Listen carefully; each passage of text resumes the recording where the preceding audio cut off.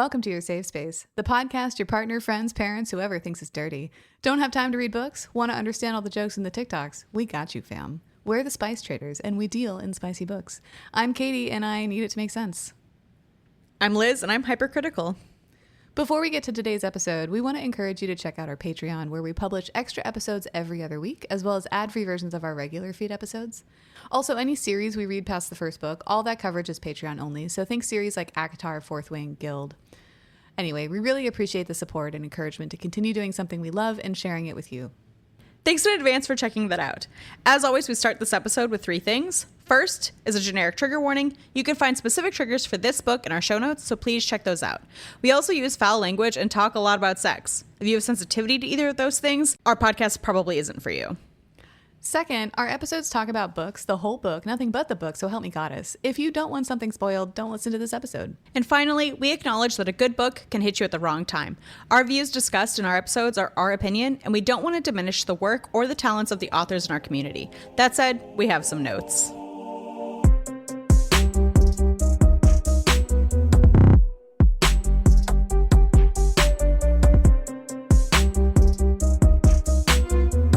So girl, what are we talking about today? Today we're talking about The Romanov Oracle by Molly Tullis. This was published in 2021 and it is a standalone. This book is 322 pages long and that's a MIDI for us. We have to talk about the cover. There are 2 covers. I don't like either of them. But I personally think one is better than the other. So the one that I least like is blue and it's got these weird golden hands holding like a flame in the middle. It looks like a much older book than it is. Like it looks like it's faded. I don't know. There's something odd about it. Yeah, it's very like early 2000s book covers for me. Yeah, which like this is 2021. So, but then the other cover that we get, the one that's on my Kindle edition, is like very much animated cartoon characters. You have this blonde woman in the front with the dress and magic hands and a man sitting behind her. It's fine. But it, how do I say this nicely? It gives me like Wattpad vibes. It just feels like fan art. Yeah. It definitely feels like fan art. And it also, I will apologize if somebody actually did this art themselves, but there's like an AI-esque quality to it. Because like her leg is off. Right. Like the leg that she's like lying on feels like that's not how a body works. Yeah. And then one of his legs just completely disappears. There is an AI quality, and it might not be AI, but there's something just strange about it. Like that's not how bodies work. Oh, his other leg is like up behind. Nope, it just disappears. Unless it's under the chair. Yeah, I mean, if it's not AI generated, it's like very mediocre like Photoshop. Yeah, and like the hair is too flat. I don't know. And I mean, I'm not a cover artist, so apologies to the artist, but it didn't do it for me. So clearly we're a little spicy about this book. Hopefully we are entertaining though. That's all I have to say about that. I do want to talk about the dedication though, because even though I didn't like the cover, the dedication got me. And I'll come back to it later, but it feels like a bait and switch. But I do want to read the dedication. Because when I first started this book, I was like, okay. So the dedication is, for anyone who watched the 1997 film Anastasia as a child, saw Dmitri and went, oh, then grew up, got really into dark romance, heard rumors about Rasputin's size, and then thought, what if? That sounds like a wide choose to me. It does sound like a white shoes. And okay, so it's not a white shoes, spoiler, but also Dimitri doesn't exist. Dimitri doesn't exist. But also, if we're specifically referencing Anastasia, the movie, the cartoon that we all know and love, I don't care how into dark romance you are. Like, it's real hard for me to sexualize that Rasputin because he looks like the Crypt Keeper in not a sexy way. No, he's horrifying. I know. And that kind of got me. I was like, okay, I get the like grow up and got into dark romance, but I didn't get into dark romance and then go watch any Disney movie and be like, oh, but especially that one. Oh, well, okay, but Aladdin, Jafar. I did kind of. All right. I'll give you that. Yeah. So there are exceptions to the rule, but I wouldn't count Rasputin as one of them. No. I wouldn't either at all. Because he's gross. If you haven't seen the movie or if you haven't seen it in decades, just Google Rasputin from 1997 Anastasia. He's icky. Should we get into it? Oh yeah. So sorry, I realized that I had to finish this. So let's get into it. Katie, why don't you kick us off? Yeah. Okay. So Liz kind of gave a preview, but like we're not super big fans of this book. I feel like it's compounded because we got kind of this bait and switch of like we were promised one thing, had expectations going into it, and those expectations were not met. And then also just like this book needs some help in a lot of ways. It's just not written very well. Yeah, it's written with a bulldozer. So we'll just kind of jump in. It's not on KU. It is like about $5. Support your local artists or whatever. Also, my KU was possessed. I had to like buy it and then return it and then buy it again because it only wanted to give me a sample for $4.99. Rude. Yeah, I was like, okay. This story is dual point of view between Anastasia and our Rasputin character, whose real name is Mikhail. But it's also just like other people's random points of view. Like we get Rasputin's mom, but then halfway through it changes to Rasputin. Like in the middle of a line, I'm jumping ahead, but I'm like, who was speaking? Yeah, I really didn't like it. It was like, it was confusing sometimes when you were in the room with multiple people and you would like sit with a person and be from their point of view for most of the scene. And then suddenly you were with some other random person and then go back to the other person. It's just like, okay, this is unnecessary. Yeah, it really does the like that third person omniscient thing, but unclear. Like there's a chapter and I'm jumping ahead, but it's from Mikhail's mom's perspective, and then Mikhail walks in and it's like he could still see her dying eyes, and then it goes back to his mom's perspective and I'm like, is she reading his mind? Like what is happening? I know. It's like the author really wanted you to be 100% sure of what every character is thinking in any given moment, which I just didn't need. So the other thing about this is that the author writes like she's getting paid by the metaphor, and every single metaphor is about fire, so like buckle up, Buttercup. Listen, and I could have said that about who wrote Plated Prisoner. Why am I totally blanking on her name? Oh, Raven Kennedy? Oh, yeah. Raven Kennedy also kind of writes like she's paid by the metaphor, but her metaphors are specific to the character. They're really beautiful. They make sense to drive the plot forward 98% of the time. This one is just like, everything's on fire. Everything's on fire, and some of these metaphors aren't even finished. Like, yeah, like the quote I'm gonna read. Yeah. Okay, so we start with an actual prologue. Like it is labeled as a prologue, but I would argue the first 4 chapters are also part of the prologue, and I just didn't need it. But no, I digress. Listen, when I got to the like time jump, it was the one time I agree with Des on like I didn't need to read this prologue. Right. Yeah, I didn't need to read this prologue because in the prologue, it's basically like setting up the like quote historical fiction part. And the author says that the Russian Revolution wasn't started by bombs or bullets, but by quote a duchess and a servant boy who fanned a spark that became a flame and then danced in the center of the fire's afterglow and kissed the ash from one another's cheeks. So we're already here with the fire. Yeah, we're already here. We're already in big trouble. It's set in St. Petersburg in 1901, amidst kind of the backdrop of the late Tsar Empire there. Fine, obviously Anastasia is one of the Romanovs. And it's just like grounding us in this place of like, this is the backdrop, but like some things are very different, right? And one of those things is that the Tsar's family has magic, apparently, that they desperately don't want. And that, to this day, doesn't make any goddamn sense to me. It doesn't make sense to me either. Like, we'll get into it, but the crux of like this story and why Mikhail becomes Rasputin and Anastasia does whatever she does, I'm not sure what she's doing yet. Yeah. Is that like she's not supposed to have magic, and like Mikhail's family wants the magic to come out because somehow it's gonna bring the family down?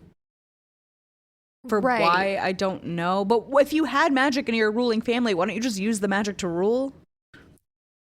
That's a great question. And that's where we end up, right? So like the fact that they don't want to do this, or they're trying to they set up the fact that the Tsar married the Tsarina, I don't even remember her fucking name, was because there was no history of magic in the Tsarina's family. But then over the course of the next 4 chapters, the Tsarina is set up as somebody who is like actively trying to stoke Anastasia's magic at times, question mark? Yeah, I don't understand that dynamic at all. Yeah, I mean, okay, so we'll get into it, but like one of the first things that we see is 13-year-old Anastasia, after this prologue that's setting up the scene, we see a 13-year-old Anastasia doing prayers with her mom, and she hates it because it's tedious and it's boring, and she doesn't believe in God, so she's just like, why the fuck am I here? She's specifically praying that her future children will save their family, which is a wild thing to have a 13-year-old pray about, but okay. We go on to get the exposition dump about the Romanov bloodline. Family been trying to breed it out for centuries. And then Alexandra is her name. Thank you, my notes. The Tsarina, Alexandra, was specifically chosen because she was magicless. But she's like at once so worried that her future kids are inheriting magic that she like drinks goat blood on a full moon and consummates her wedding on that same night. Does that not sound like magic to you? It sounds like magic. But then, okay, so this scene, like Anastasia gets pissed off and leaves, and as she's leaving, we get one of those weird point of view switches between like it's from Anastasia's point of view, and then as Anastasia's leaving, we get a point of view from her mother, Alexandra, who's like, so she says something with the effect of like she knew that no one would ever tame the wild magic in her daughter Anastasia, and I'm like, so do you want her to have magic or not? Right. Or are you basically just saying that like she's cursing, like she's doomed? The way you say it sounds like you like it. It sounds like you're kind of proud of it, and that's why you're trying to like have all of these priests here. Yeah. Right? Sure. Unclear to me, but I was with you. I was like, it sounds like you want her to have this. Yeah. So I don't get that. We get a brief introduction to Anastasia's, I guess, only staff member, because she's like kind of kept away from society and locked in a palace. And this woman is named Asya. And she's kind of described as being a little bit of like a house witch kind of character that she has to obviously hide. But she like tries to protect Anastasia with these little hacks as much as possible. Like whenever she gives Anastasia tea, she stirs it counterclockwise 3 times for luck, that kind of thing. But it also sounds like she's trying to bring down her family. Right. So she's also clairvoyant. So in this introduction, we learn that she's had a vision that Anastasia's magic will be the downfall of the Tsars, which she's cool with because the Tsars, in keeping with actual history, were terrible. They had a system that enslaved everybody who wasn't part of the nobility, and like people are starving and it's unhappy and it's bad. Oops. Right. So Asya works in the kitchens when she's not working with Anastasia. We learn that she also has this son, Mikhail. And Mikhail eventually becomes Rasputin. So like that's why he's here, I guess. But we get this like weird interlude where Mikhail wanders off into the palace for some reason. He gets summoned by a drunk priest and he's like pulled into this room of debauchery with a bunch of clergy and like nobility. Okay. I want to talk about this room of debauchery for a second because he walks in the room, and I don't have the quote, but something like, it was like heinous and debaucherous and like crazy. And they're just like playing cards with like one girl on one of their laps. Like it's really not a lot of like, they're drinking and they're playing cards and they're smoking and like that's it. But he makes it sound like there's an orgy going on in that room, which is not what's happening. I thought they were going to be like raping kids, like it was going to be an Epstein kind of thing. Like no, they're just gambling.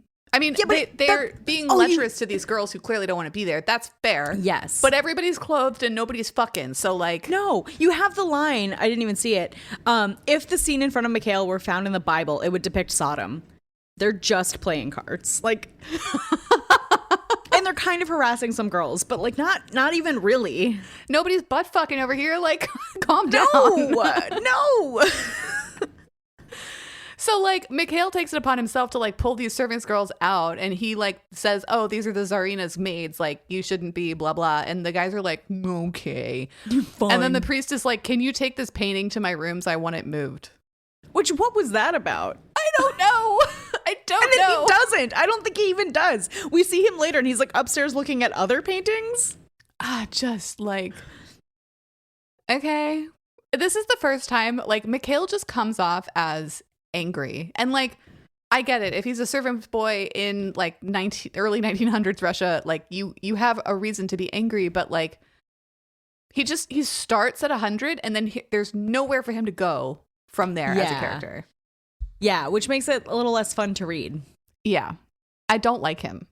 Even out of this first chapter, I'm like, oh, why are we reading about this guy? I hope this guy isn't the guy.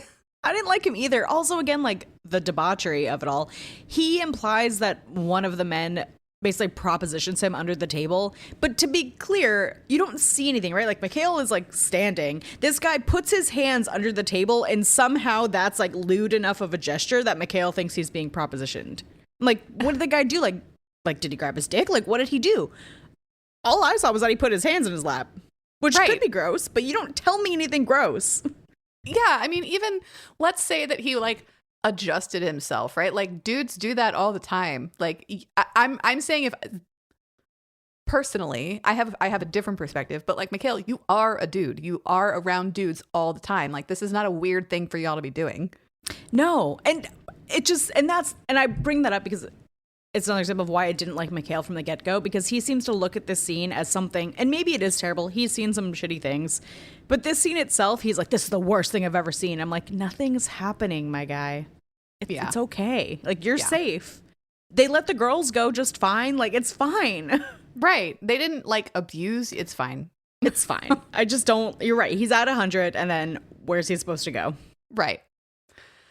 So then we're back with Anastasia, and she's with one of her tutors, and all of her tutors are like some kind of priest, holy men that like the Tsarina is bringing in to, I guess, try to control Anastasia's magic, which is weird because it's like, I didn't quite understand if she was trying to control her magic or to make the magic surface, because she says things that make it feel like it could be both. Well, and this, I think it's this scene or later, but it sounds like, again, the priests are doing magic, right? They're having her like write in blood to manifest something, but it's like a locking spell. But it's like, so you're doing magic to stop the magic? Right. I don't understand. I don't get it. Right. Like, I don't get it. Yeah. I mean, so in this scene, she's literally writing stuff in ink that she doesn't immediately notice is blood, but then she like, something happens and she realizes that it is blood and she almost like gags. And I'm like, okay, how did you blood is pretty distinctive. Like it's, she says it smells like iron. She never says it's red, which I thought was weird. No. Until she like spills it all and now there's like blood spreading everywhere. I feel like I might have clocked that a lot earlier. I would have too. And so it took me honestly until I was going back and doing my notes to realize that that's what was actually happening. Or maybe I realized it when they said, oh, we'll write in her blood later.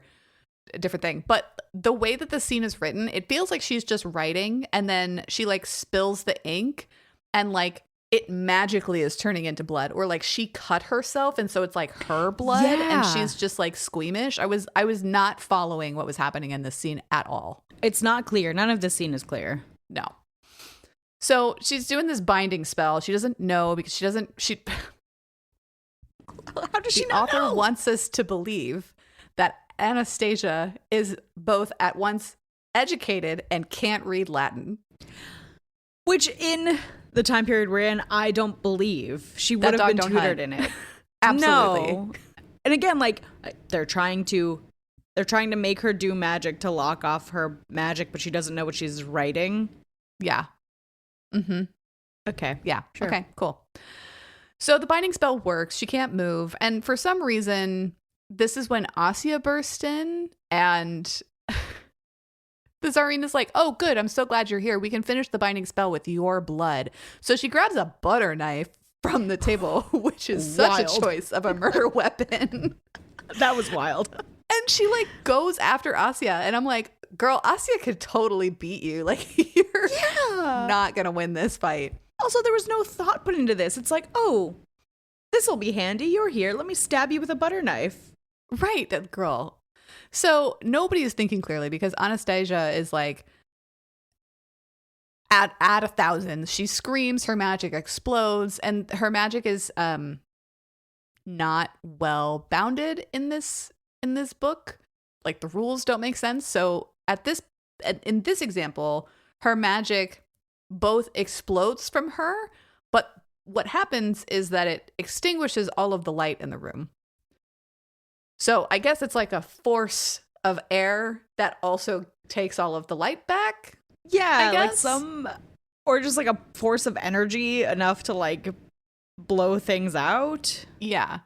And so they're for some reason plunged into total darkness. Maybe there's curtains on the wall. We don't understand that.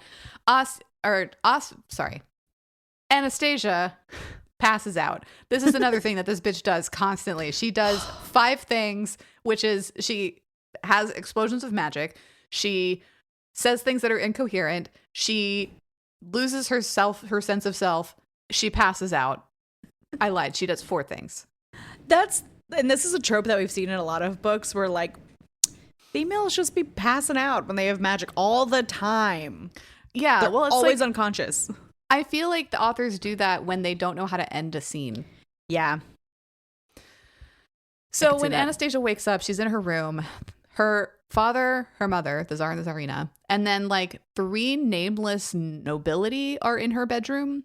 And her father's like, oh, you killed Asya. Moving on. We're the only people who know about your secret, and we'll keep it that way. But you're gonna be guarded at all times, right? You're gonna be kept away from your siblings, chaperoned for forever. Blah blah blah blah blah. Cool, awesome, fine. I don't really understand how that was different from her life. They already knew she had magic, and she's the princess. She already should have been guarded at all times. Well, what I don't understand about this is that there's no talk about like what the Tsarina was trying to do, really. No. And like that would have been my first question as the Tsar, because the Tsar ostensibly married the Tsarina because she has no interest in like anything of magic, and like she's constantly trying to get magic out of her daughter. And I'm it's like doing spells and shit. It doesn't make any sense. Anyway, we go back we're still in the prologue. I'm so sorry. We go back to Mikhail, and he sees the same scene from like the outside. For some reason, he's in the hall. He hears screams. He runs to the chambers. He sees his mom on the floor. How did he get there? I'm sorry. I don't know. The timeline in this book is wild. Like, he was in that room with the other guy. He was sent upstairs to move a picture, and now he's just outside of this room. Why is he allowed to like frolic around the palace? I don't know. The way the timeline works in this book doesn't make any sense to me. I was thinking, like, when we switched to Mikhail's perspective, that this was like a different day. Like, it sounded like we were like days previous. I know, but we're back. We're like jumping back in time. We're like 4 hours previous. It's weird. Yeah. So he doesn't actually see what happens because he gets jumped by a bunch of guards. He sees his mother on the floor, sees the Tsarina, and sees Anastasia in the room, but then is passed out, right? He wakes up at a monastery, and these imperial guards are like, this is your new life now. The Grand Duchess Anastasia killed your mother. And they say that she, quote, used the devil's magic. And so Mikhail's like, great, I'm going to kill her, even if this is my life now. And I'm like, okay, they say it far too often for that to be true. Immediately, I was like, she did not kill Asya. No, as soon as the Tsar says it, I was like, she didn't, though. Something else happened to Asya. Right. And everybody just takes it at face value. And I'm just like, okay, none of you people have critical thinking skills. It's fine. Well, I guess Anastasia takes it at face value too, but like, you saw your mom running after her with a butter knife, but you're going to think it's your fault? I would question that personally. Well, plus like your magic exploded and you saw the aftermath of that and then you passed out. Are you assuming that your magic had some kind of residual effect after you were unconscious? That doesn't make any sense. That only affected one person in that room when there were like 4 people in there? Right. Doesn't make sense. Also, why did the guards not just kill Mikhail? They're like, we have to send him to a monastery because he knows her secret. He still knows her secret. Kill him. What's to stop him from telling anybody? Yeah, just kill him. This is the first example of the Tsar making absolutely shit choices on how to handle people. Like, it doesn't make any sense. No. It's very, like, I'm not even going to say James Bond. It's very, like, Austin Powers level of, like, I'm going to leave you in this very escapable situation and tell hope you that how it works for the everything best. works. Yep. Right. And I'm not going to come check on you or leave any guards nearby. Nope. So anyway, the monastery renames Mikhail as Rasputin. Cool. Moving on. Why? I don't know. So now we jump forward 15 years in the future. And I swear to God, all of that exposition in the first 4 chapters, we really could have just gotten flashbacks of. And it would have vastly improved the beginning experience of this book. Yeah, it would have. So we see a 28-year-old Anastasia who's practically an old crone and is described as, quote, a shell of the teenager she had once been because she's been under constant guard for 15 years. Okay. Sure. Sure. Can we talk about her face? The quote that I want to say, because it's in this chapter. Yeah, let's talk about your face. So this quote includes not only more fire metaphors, but it is an example, like, okay, we came in pretty spicy to this book that it doesn't make sense, and you're going to keep seeing that, but it's just also the way things are written don't make sense. And so this quote is a pretty good example of that. And it describes, I don't even know what it's describing of her, but it's supposed to tell us something about Anastasia. So, quote, there was a fire behind Anastasia's eyes that had been dimmed, and while not yet extinguished, and she had the face of a woman silenced.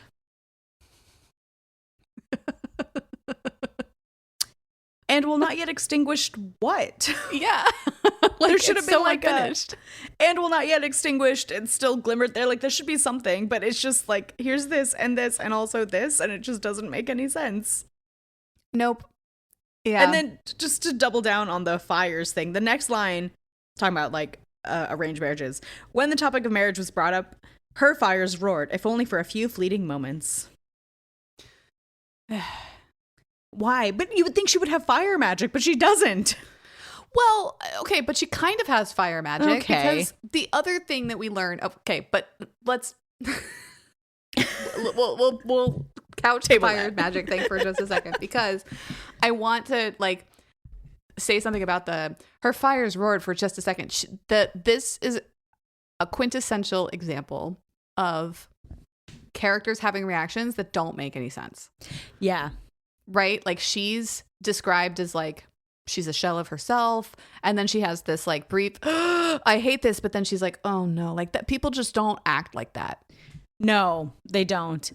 And this book, I swear I read it at least 3 times. It's like everything slowed down and then sped up all at once, all at the same time. It does that thing a lot. Mm-hmm.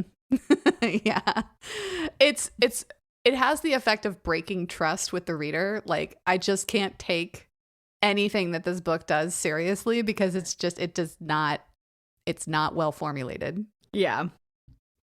So the other thing about her physical appearance, going back to the fire magic thing, is that she's described as having, quote, scars littered her knuckles, wrists, and back from various whips, switches, and at one time even a mace allegedly brought back from the King Richard's Holy Crusades. Okay, a fucking mace was like, you wouldn't survive that. No, a mace would decimate a 28-year-old child. I mean, also, ostensibly, she's scarred now, so it would have been when she was even younger. Right. No, I mean, you're not surviving that. You're gonna be fucking kidding me. But also, when her magic manifests, specifically, she's described as having like fire magic that comes out of her hands, and that fire magic makes her bleed. Also, sometimes. Ew. Did you catch that? I did, but I think I immediately blocked it out. Because now that you say that, I'm like, oh yeah, she is always bleeding. And so like they're saying, oh, the scars on her knuckles and wrists are from like, you know, her tutors ostensibly. I'm like, but you're also telling me that they're kind of from her magic too. That hasn't been silenced at all. Right. So which is it? I don't know. So we learned that in these 15 years, she's dressed really conservatively, which has influenced fashion at court. She's become like this most desired treasure because the Tsar keeps her close. Nobody has like any interaction with her at all. And so she's become like this forbidden fruit, right? Gross. Yeah, she has no idea about this because she's like, she lives in 3 places and that's about it. Yeah, she's not allowed to go to parties. She's not allowed to socialize. She has no friends. Yep. She's sitting in this scene reading a book outside with her guards, and then her brother Alexei appears, and they go off riding together. They ride out into the palace grounds, and they encounter this wolf. And, okay, there were so many things about this. The wolf tries to attack. Anastasia screams, like, her hand extends to, like, say, oh no, magic explodes out of her hand and kills the wolf. As the wolf is dying, he transforms back into, quote, a naked man writhing on the ground. Is this Akatar? Like, what is this wolf man? I don't know. We never go back to this. No, that made me so mad. I was waiting for the next, what do we go through, chapter 14? The next, like, 13 chapters for you to tell me what this wolf man was. Just ostensibly, we're, for the rest of the book, we are shown that Anastasia is the only person on the planet, it seems like, who has magic, really, except for this dude who was probably a werewolf, I guess. Probably a werewolf, because that makes sense. And, like, so, like, everybody's fine. They go back to the palace, and she asks, like, what the fuck was that? And her dad's just like, oh, our enemies have many powers or something like that. And, like, just no actual answer given ever. And she never thinks about it again. And I'm like, that is crazy behavior. It's insane. From all of you. Yeah. Well, and even Alexei, he's like, oh, I'm terrified of my sister now. I'm like, she saved your life, for one. Just can't. Also, how come Alexei doesn't have to be, like, shunned away? Because now he knows she has magic. I think everyone must know, because she can't control it. Everybody must know. Well, and, like, it's a great question about Alexei. I wish I could tell you. So one of the things that I also want to call out about the writing is that it gets, like, too modern. And I'm not here to police anybody's, like, whatever, but it's jarring to read some of these things from ostensibly a character who's supposed to be in character 1900s, right? So I'll give you an example line, because, like, they're all together, the Tsar, the Tsarina, Alexei, Anastasia, and she's, like, asking questions. And so her mom's like, quote, do not forget your place. You have also killed someone, Anastasia, so do not get righteous right now. That was do not so get jarring. Righteous? Don't get righteous? What? Also, don't get righteous? I'm surrounded by priests. Like, what are you actually saying? Like, it's just, people don't talk like that. No, especially not in 1900s Russia. Right. So, also, this, like, you have also killed someone. Are you talking about the wolf man, or are you talking about Asya? Right. Okay. So this is where I was like, is this a typo, or should this have been, like, the first indication to Anastasia, like, wait, you knew I had killed somebody, right? I killed Asya. This isn't the first guy, right? This like, isn't the first guy. It's at least why are the you second acting guy. like this is the first guy? Yeah. So the brass tacks of this conversation is the Tsar's like, wow, if you can do that shit, maybe you can be a weapon for me. That would be really nice, because we have, all of these werewolf enemies or whatever. Like, apparently. Okay, fine. And so he tells the Tsarina to basically fucking figure it out. And I'm like, isn't that what she's been doing? Ostensibly, yeah. With all these fucking tutors? Okay, fine. So now they're going to try in earnest, I guess. Sure. Even though it's been 15 years of her not trying? I guess. This girl's like 30 years old now. She's practically ancient. So we get a bit of a training montage, and, like, these tutors are not doing it right or whatever, and they're a bunch of, like, snake oil men. She also doesn't want to be a weapon, so, like, it's been several weeks. She's not accessing her magic. The Tsar is getting annoyed, and so he's having this conversation with the Tsarina, which is another one of those chapters where it's, like, constantly switching between the Tsar and the Tsarina's point of view in the same fucking paragraph, and I'm like, who is talking here? It's really confusing. It's did jarring. Not like it. Yeah. But they're like, what could we do? Who is left? We've killed all of the magic men in the country, basically. Killed everybody. And they're like, hey, remember that kitchen maid? She had magic and she had a son. Remember that guy? We should go get him because he already knows about Anastasia, so he could really do us a solid. This was also super weird because in the first chapter of Now We're 15 Years in the Future, Anastasia talks about how she's like tried to reach out to him and everyone's like, absolutely not. But now they're like, that's a great idea. We should find him. And I'm like, it makes zero sense to me that you even think about this person. Okay, especially you think he's going to help you? She murdered his mom, theoretically. Look. So okay. We switch to Rasputin really quick and he gets the summons. And the only thing that he thinks about the summons is, quote, I'm going to kill the Grand Duchess Anastasia. And I'm like, oh boy.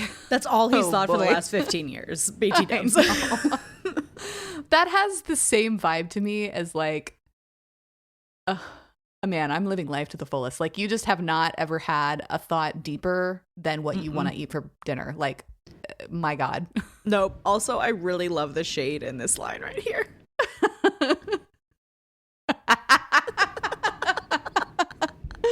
Whoa.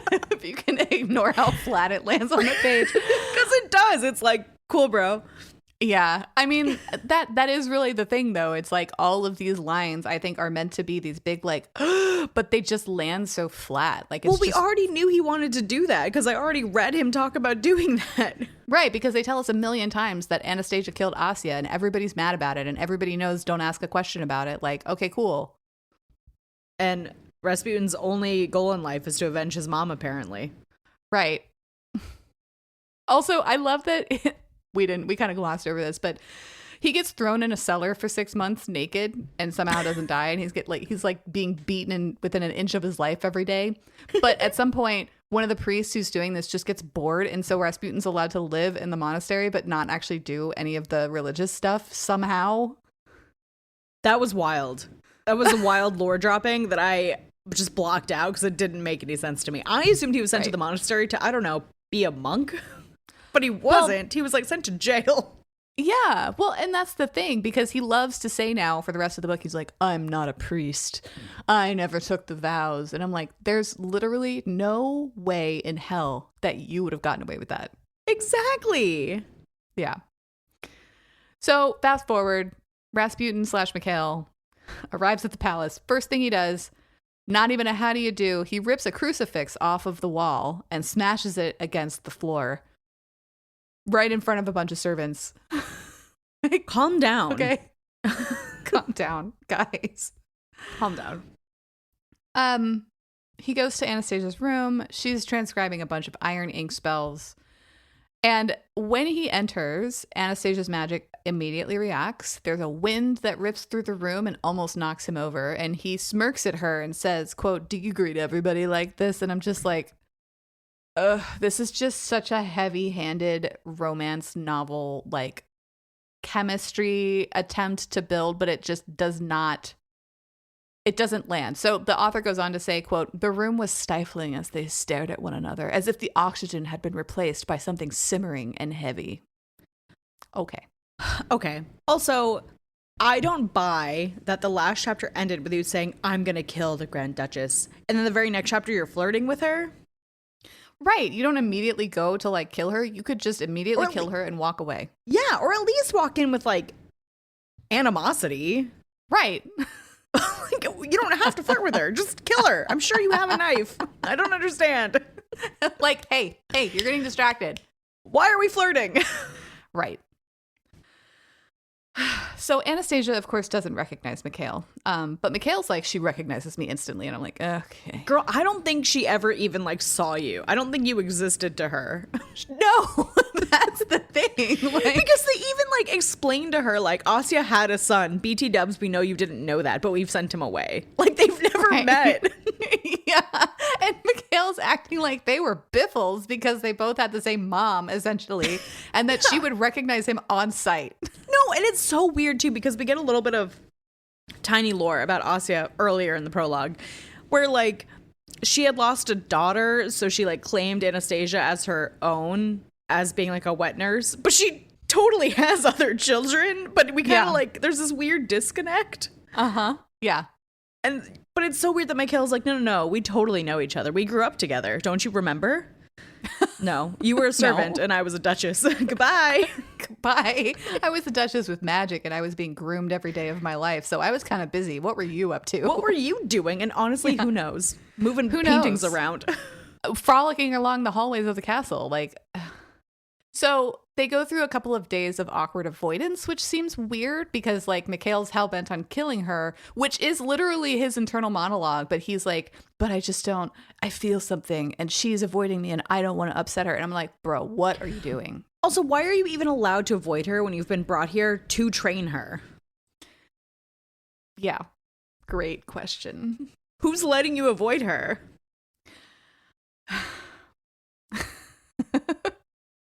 So one of the things that breaks this awkward avoidance is that the next day is Sunday. And so Anastasia says to Mikhail, I need an escort tomorrow. And he's like, cool. So what they end up doing is they sneak out of the palace because everybody's either, oddly, at church or so hungover that they're still sleeping. Yeah, that was weird. I don't understand what's going on in this empire. Even the guards. It's not just sleeping or at church. She very specifically says it's not just the nobility. It's every single person in this the castle. Whole palace. Right. Is drunk off their ass or at church. I thought she Gotta was be guarded fucking kidding. 24/7. Girl, same. Where are those fucking guys? Why would we even trust Mikhail to guard her? Also, it's okay. This is another example of making a wildly inappropriate decision as a czar. You're putting somebody who has been told that Anastasia killed his mom and you're just going to leave him alone with her? Yep. Also, the thing they make a point, like Mikhail's like, it's super weird that I'm left alone with this like beautiful woman unsupervised. Yeah. And then he thinks about like all of the tutors before him and how she must not have been able to sleep like very well at all. Cut to Anastasia, who's like, I slept fine. No one tried anything. I'm like, I don't believe that for a second. It doesn't make any sense. Like, I think it would have made more sense than rather than beating her with a mace, she was sexually abused by most of the tutors that were traipsed through her life. That would make way more sense to me. And it would make more sense. That would explain why, like, she's still so volatile. Right, because she's dealing with sexual trauma. Yeah, where the physical abuse doesn't seem to bother her at all. She's like, whatever, my fingers are scarred. It's cool. He can beat me with a mace. It's fine. I'm thriving. So, look, the palace is empty or whatever, so they have no problem sneaking out, and they go into the streets of St. Petersburg, and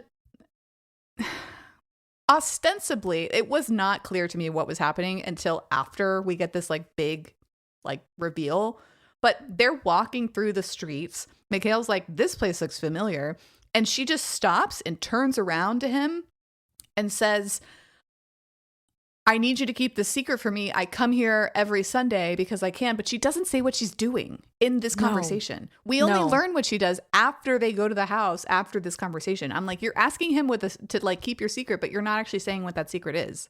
Exactly. That didn't make... I think this book tries to set up a lot of different reveals, and none of them are actual reveals. No. Yeah. Because you could have just told me what's happening now. Right. You could have just said before we left the palace, like, I need you to be cool about this. This is what's going to happen. Yeah. So it's in this conversation that besides admitting to doing something, TBD what that is, she tells Mikhail that she's dangerous and she's trying to atone for killing her lady in waiting, Asya, with her magic when she was 13. And this is when it comes to light that she has no fucking idea who Mikhail is. And Mikhail's like, how could this be? Because you've never met. I don't think. And the reason that it becomes apparent that she doesn't know who the fuck he is because she's like, and it gets worse. She had a son who's been sent away and God knows what he's been through. I asked to contact him, but they wouldn't let me. And he's just like, you tried to reach out to me? I'm like, oh my God. Oh my God. And so Mikhail grabs her chin and says, quote, Anastasia, I know. And this is how she realizes that Mikhail is Asya's son? He never actually says the words? Which wouldn't it be funny if like that was just a wrong assumption and he's just some random dude? Yeah. Because he has Asia's eyes. I'm like, you haven't noticed that up to this point? Have you not been looking at him? I mean, maybe you haven't. Maybe but not. You've been telling us that you can't stop looking at him. So are you just looking at, like, not his face? I mean, maybe not. Maybe not. So Anastasia asks if he'll ever be able to forgive her. And he says that forgiveness isn't the word, but acceptance is closer to it. What? Okay. You have So to. then- I mean, she's dead. So, like. Yeah. Look, they hang on. Okay. Being a part of the Dead Parents Club, granted, neither of my parents were murdered, but they hang on to this far longer than I think they should. I think it's because they don't have anything else to worry about, even though they should. Oh my God, that's such a good point. Like, there's nothing else going on in their lives. There's literally nothing else. She has no hobbies. She has no friends. He has no hobbies. He has no friends. And we'll get to this later, but like, they go back to the palace because they're so ingrained in the knowledge that like, oh, this is just my life. This is what I do. It's like an NPC returning to its spawn point. Yeah. So we're kind of gilding the lily here, but they go on to go into like this random like shack where a family lives, and we see an iron-collared surf boy, and she like does some magic for them or whatever, and they're like, oh my gosh, you're a true Romanov, you're the angel of the people. Fine, whatever. Which I also don't understand. Like, why is that also a good thing for, and why can she just show random people? Why is it a good thing for the people when Asia's original prophecy was like, we need her to manifest her magic because that will be their downfall? And now they're like, a true Romanov. I'm like, but you don't want them to be in power. I don't understand the way anybody reacts and why she's just allowed to be like, look at my magic tricks. She can control now also, BT dub, somehow. Right. Like, you went from not being able to manifest it like on cue to like being able to do this, and you're afraid, you're deathly afraid you're going to kill somebody, except when you're in a situation like this. Is that because these people are disposable to you? Like, honestly, probably. The other thing that's so jarring about this is we learned that she's been doing this for a long time, and she used to go by herself. So I don't know why she needs an escort this time. And the first time that we see her do it, it was really jarring because we saw her do it. I thought she was escaping because at that point she was like given a hellish life with her tutors. And then literally like the next page, she's back in the palace. I was like, what the fuck? Did I miss something? Well, I mean, I know I thought she was escaping too, and that really confused me because we're beaten over the head with the fact that like every part of her life is controlled. What she eats, where she goes, who she sees. But then she can just like leave for hours. It's because the guards are drunk all the time. Like, but she can just go.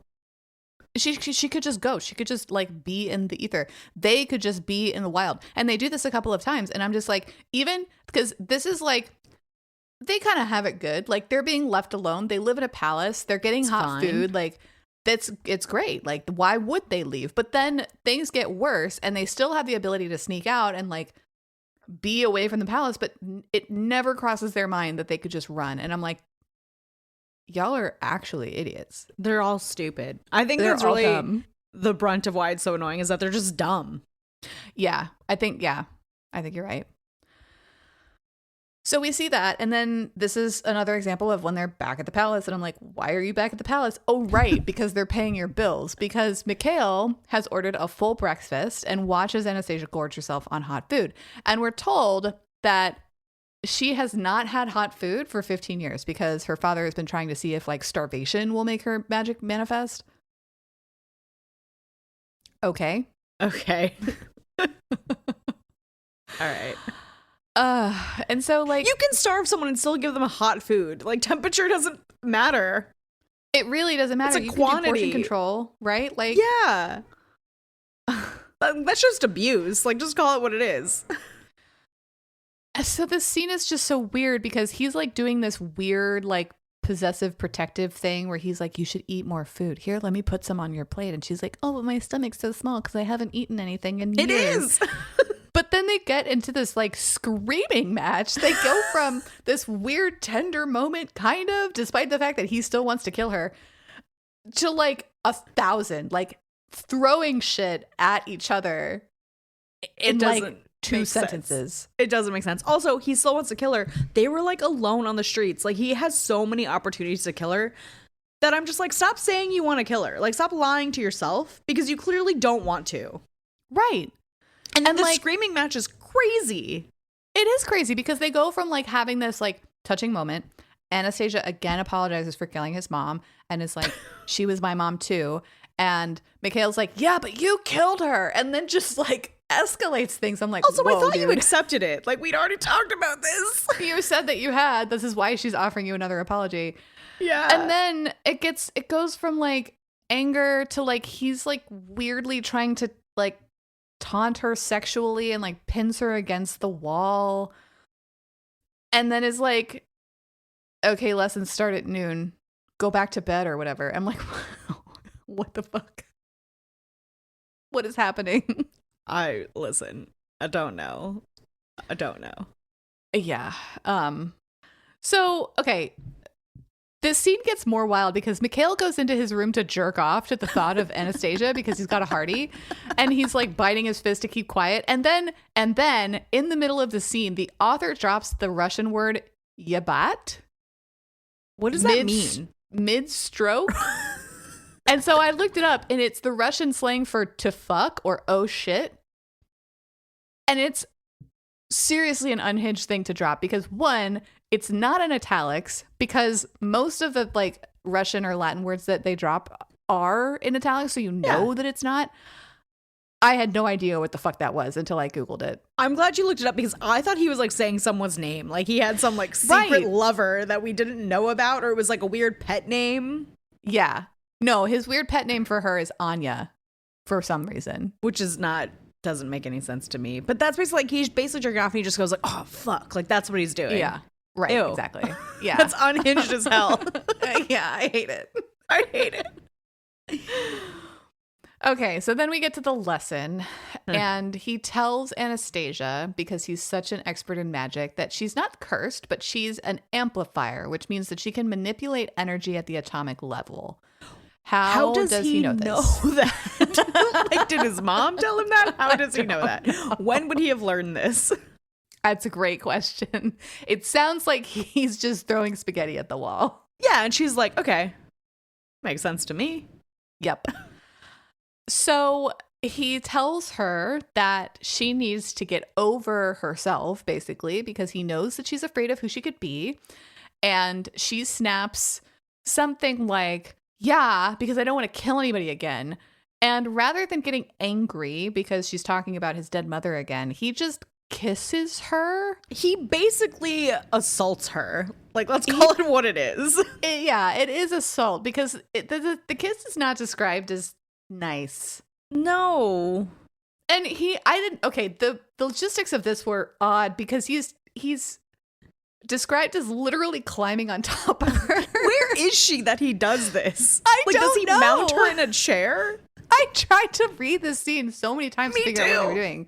But it sounds like they're literally standing and then he's just like on top of her. And I'm like, what is happening? That's what I pictured. And I was like, that can't be what she intended.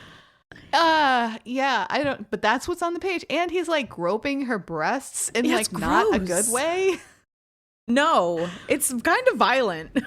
Yeah, and so she explodes with magic and throws him off. And it feels like she explodes with magic and throws him off because she wants him to stop. That's how I read it. And he laughs and says, quote, that was one way to get you to use your magic. I was right. And I'm like, ew, ew, ew. Ew. Ew. Ugh. And so she's like, what do you want? And he's like, quote, I want your magic to burn this place to the ground. Okay. Okay. So do you still want to kill her or do you want her to like burn her family to the ground? I don't know what the fuck you want. I don't either. I don't like when enemies to lovers does this thing where like I don't see the affection on the other side. Like, yeah, she can't look away from him because he's cute or whatever. But this isn't like an orgasmic experience and that's where her magic comes from. This is like, I'm pissed off. Get off of me. Right. And he's like, I unlocked it with my penis. I'm like, you didn't though. You assaulted her. Which is just such a good, it's like, it's a great example of negging someone and gaslighting them at the same time. That's his whole thing. Is he just negs her and he gaslights her. Mm-hmm. And she's dumb. So she's like, okay. Is this love? Oh my God. Ugh. The other line that I wanted to call out is at some point she was laughing. I forgot what he said that was even remotely funny, but Mikhail thought in his internal monologue, quote, he hadn't known laughter could sound like that. It made him feel like a man dying of thirst. And this is just one example that's not fire-based, but it is a simile that means literally nothing.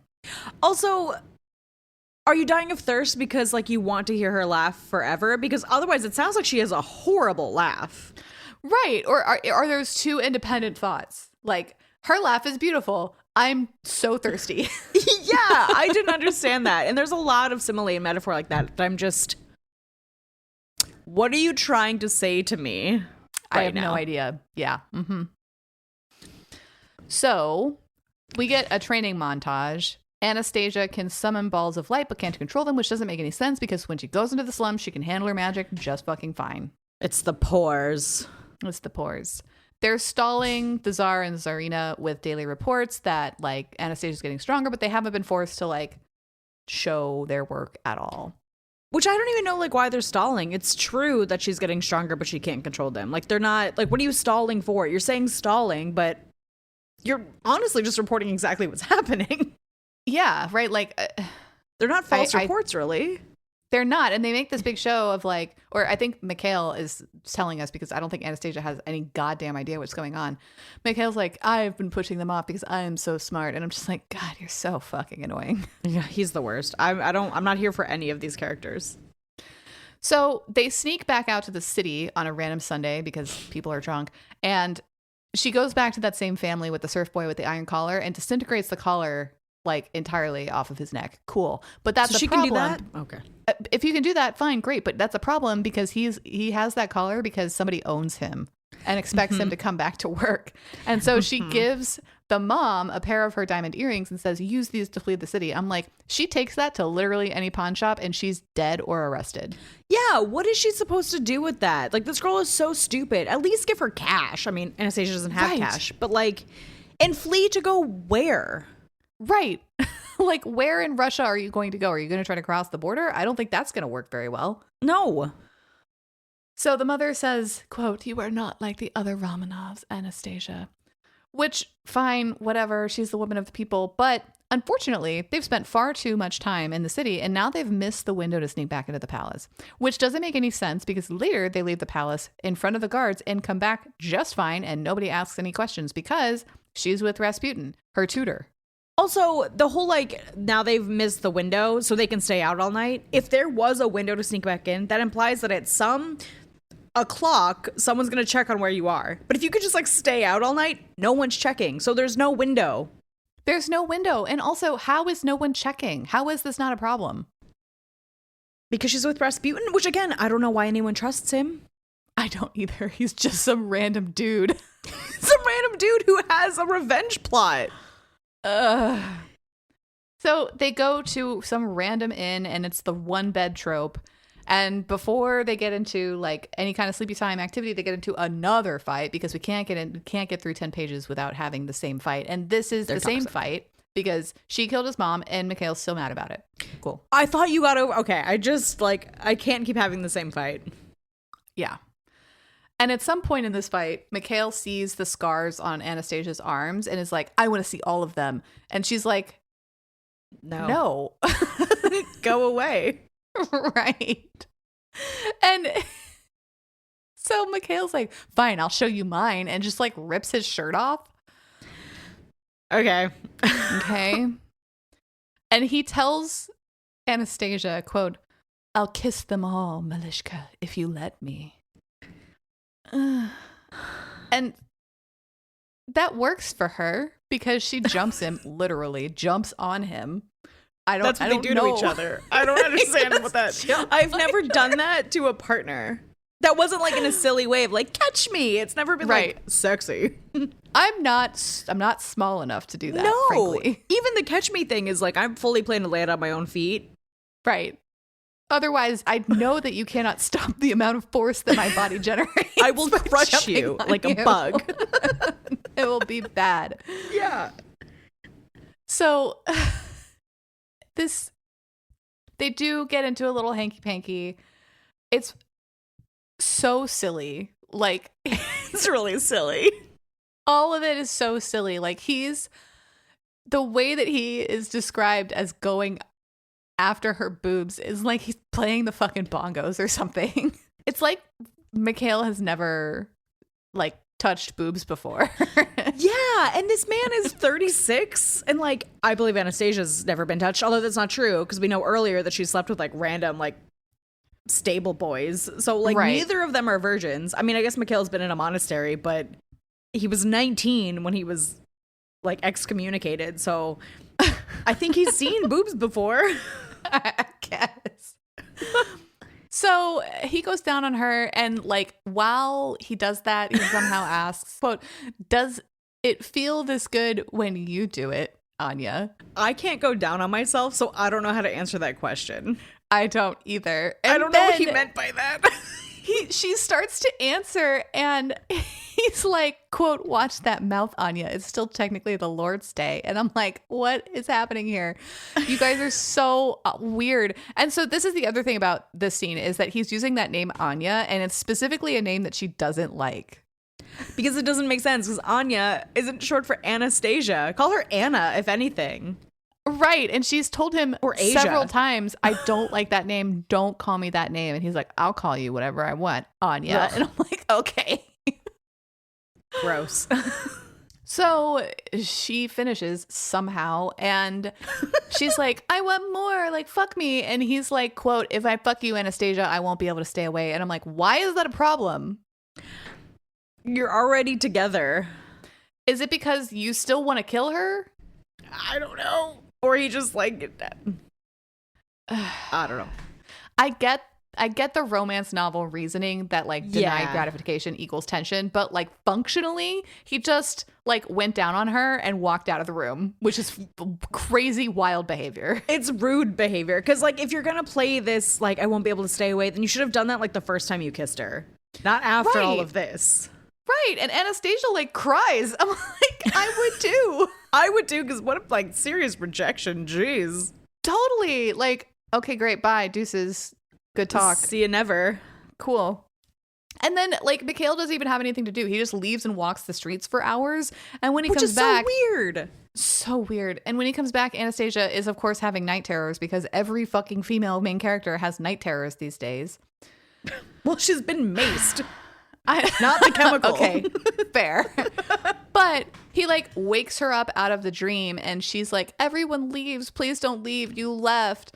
And he says that he'll never leave again or whatever. Yeah, okay. Does he want to kill her or not? So they go back to the palace, and when they get to Anastasia's room, the Tsar and Tsarina are there, as well as those three lords that don't have names who know Anastasia's power, I guess.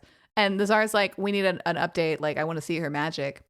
And I'm like, that is the only thing? Like, what? Okay. So you've just proven to me that there are no consequences for you leaving this room.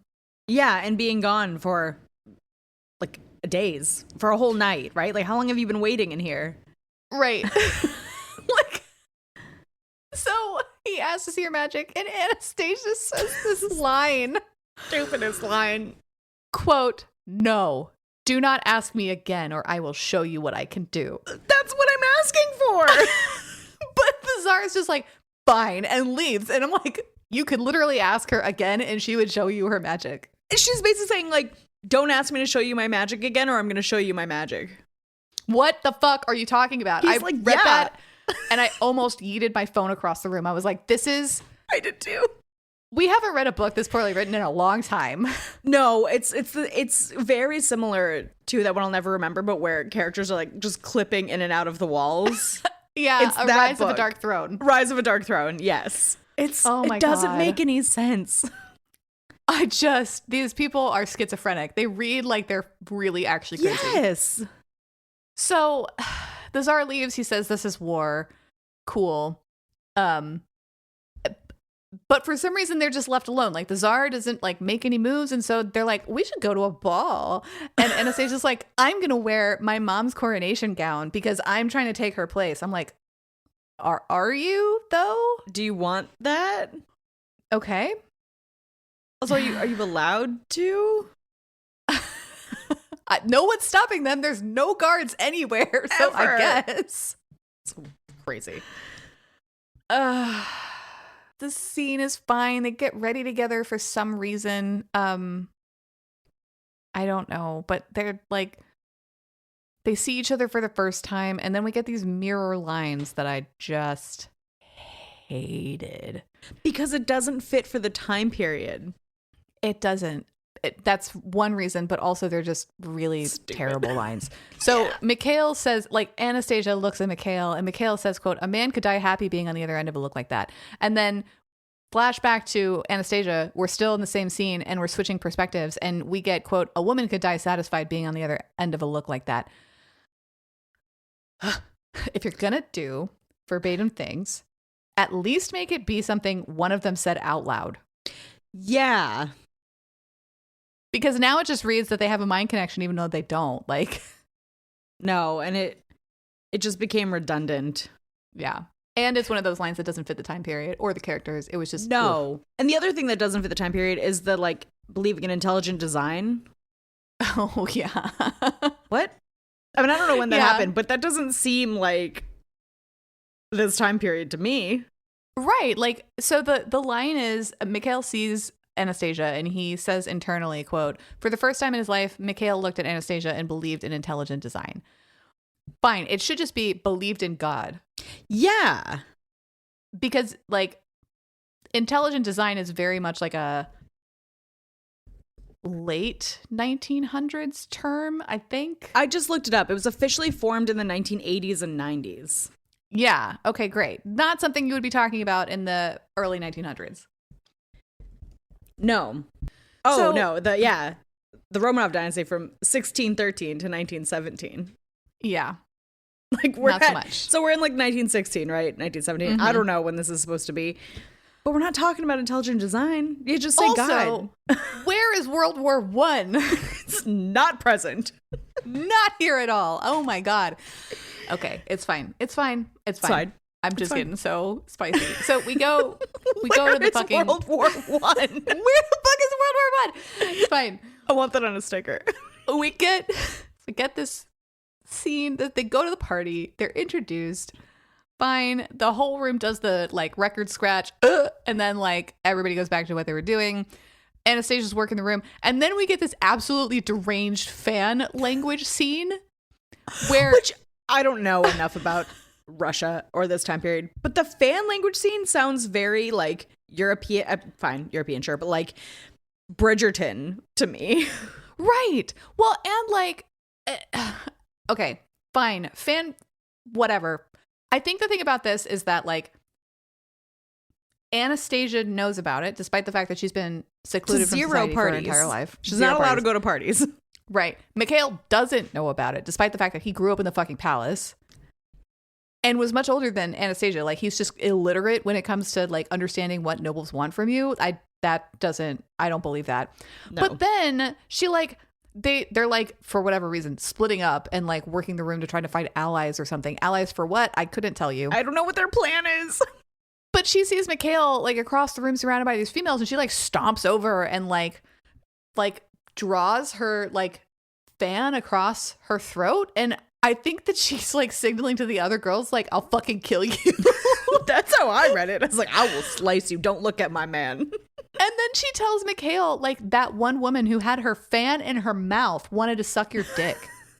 Is that fan language? I just put my fan fully in my mouth. What? I thought it was more subtle than that. And then she goes on to say, she points people out and she says of another woman, quote, her fan was at her left ear. She wants to fuck you. And then another person, quote, she's engaged, but she and her fiance would be most welcome to a third this evening and you fit the bill. And I'm like, Why would she know any of this? you don't know anything about this. Like, also, this is seriously insane. This whole scene is a fever dream. It's such a fever dream because then they do that thing where like they get a little bit like hot and bothered, and I'm just like, in the scene, we're meant to believe that nobody sees them. I've wondered that this entire time because she's been kept as this like forbidden fruit, right? Like no one's allowed to talk to her, marry her, but like Mikhail can just be alone with her and like no one's clocking this dynamic. Right. Like I just don't understand that. And then so he says like some sweet nothings and then walks off as one does. And she gets jealous and storms out of the party. He chases her back to her rooms. They argue. She kicks him in the groin. And then he starts dying from poison. I thought, okay, because I don't know when he was poisoned. I thought she kicked him so hard in the dick that like that's what was causing this problem. I did too. Then like he was really dying and I'm like, how did this happen? When did this happen? Who did this? What did you fucking drink? So when did you have a drink? When he falls to the floor, he's dying. She uses her magic to he dies. She uses her magic to bring him back to life. Because she can do that now. And he even says, quote, "It seems that you can save a life, Anya. 1, stop fucking calling me Anya. 2, what? What? How does you got to explain that to me more?" And we don't at all ever. Yep. Okay, well that's disappointing. Because I thought the next scene would be like, oh, because who poisoned him? Why? And now she could just resurrect dead people. She doesn't have healing magic. She has like necromancy. Right. Well, so we do find out who poisoned him. Okay, I haven't read past her yet. But we just don't go back to like I think the thing that I was expecting us to go back to was like how mechanically did she save him magically? Yeah. What did she do? Because we don't see it. She like bangs on his chest and he's like, "I'm alive." Right, and this like golden light like floods the room and wraps around him or whatever, and I'm like, okay, cool. But like I'm so sorry, but in Akatar, when they bring Feyre back, they like take a little kernel of her magic, literally physically out of and drop it in her, right? Yeah. Like I need a reason that this works, because if it is that she's like manipulating energy at the atomic level, then we could see her like pulling the poison out of him, right? Like we could see that, like but we the don't. threads of life. Right. We just don't get any details about it. And so it feels like her magic is just like, I just don't believe her magic, I think is the problem. Well, and it feels like in that she didn't know what she was doing, right? She accidentally resuscitated him. Right. Like, I picture her being just as surprised that he's alive. Yeah. Also, it's wild. I have to call out that, like, we talked about Mikhail being like roughly a couple of years older than Anastasia. I think this would have been better if he was actually like in his late 40s, like he actually was supposed to be. Yeah, I think it would have been better too, because he's only, in this book, he's like 6 years older than her. Yeah, they're like basically the same age. But if he was significantly older, it would have been better. And I think the scene would have been funnier. I think it would have been funnier too. Anyway, so that's where we're going to end part 1 of this horrifying purple prose situation. We are going to continue. We did make the decision to not DNF, so we're going to continue to part 2, and after part 2, we will do our ratings. I think we all know where those are going to land. Yeah, I mean, I don't think it's recoverable for me. No, I'm going to be hate reading for sure. Yeah, and I'm really sorry. Again, listen to our intro. I'm not a published author. It might just not be for us. Probably not just for us, but that's okay. Yeah. Anyway, those are our thoughts on part 1 of the Romanov Oracle by Molly Tullis. See, it's hard to say.